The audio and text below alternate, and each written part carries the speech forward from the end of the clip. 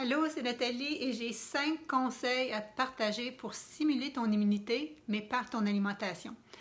Avec le coronavirus présentement, on a beaucoup de panique. On s'en va beaucoup vider les supermarchés d'aliments. Je ne sais pas pourquoi, on vide les papiers de toilette, mais c'est pas vraiment vers ça qu'on devrait se lancer. Et laissez-moi vous expliquer au-delà du lavage des mains, de s'éloigner des foules, d'avoir un bon sommeil. Qu'est-ce qu'on peut faire pour stimuler votre immunité? Premièrement, ce qu'on a besoin, c'est des antioxydants. Et qu'est-ce qu'il y a de plus? Qu'est-ce qui contient le plus d'antioxydants? C'est les petits fruits. Donc, si vous allez dans les supermarchés, c'est au niveau des produits congelés que vous devriez aller faire des achats. Puis encore là, je ne vous dis pas de vider les comptoirs, là, mais des petits fruits. C'est ce qui donne, les antioxydants, c'est ce qui donne les pigments aux aliments. Donc, tout ce qui est rouge, tout ce qui est violet va vous amener plein d'éléments protecteurs pour votre système immunitaire.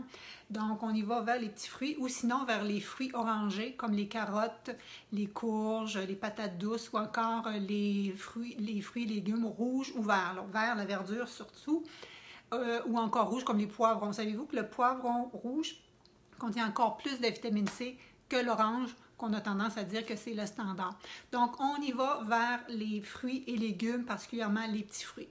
Deuxièmement, on va s'assurer qu'on a assez de fibres parce que le pilier de votre santé immunitaire, c'est votre intestin et 90% de votre immunité vient finalement de la qualité de la flore de vos intestins, ce qu'on appelle le microbiote.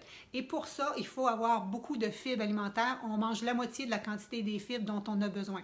Donc encore là, dans les fruits et les légumes, on va en trouver dans les produits à grains entiers. Donc achetez-vous un gros sac de riz brun, du quinoa. Ça peut aller aussi vers les pâtes alimentaires de grains entiers. Vraiment aller avec les grains entiers. Et vous savez aussi qu'il y en a dans les légumineuses. Donc, si tu regardes le nouveau guide alimentaire, ça revient à ce qu'on dit, la moitié de ton assiette en fruits et légumes, un quart pour tes grains entiers, une partie pour tes protéines et vas-y vers les légumineuses, c'est une bonne source de fibres alimentaires.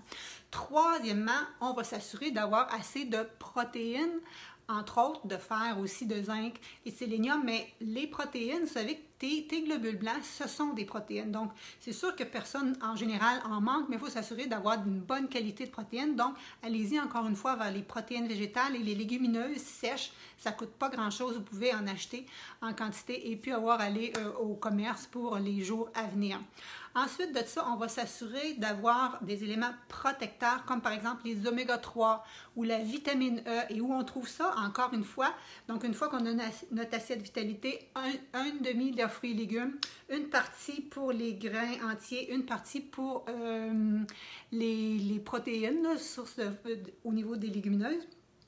On peut aller prendre des petites collations au niveau des noix ou s'assurer qu'on ait, par exemple, des graines de chanvre, des graines de chia à tous les jours. On collationne avec des amandes, on collationne avec des noix de Grenoble ou des graines de citrouille. Donc, on va avoir un bon apport en oméga 3 et en vitamine E. Les oméga 3 sont plus, par exemple, au niveau des graines de chia, les graines de lin.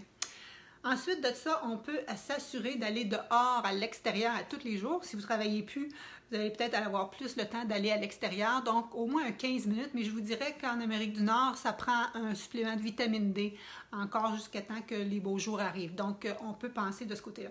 Et en bonus, je vous dirais, gênez-vous pas d'ajouter de l'ail, d'ajouter du gingembre, d'ajouter de l'oignon, d'ajouter du curcuma dans vos recettes. Pouf, ça donne un goût, ça vient vous aider à stimuler votre immunité.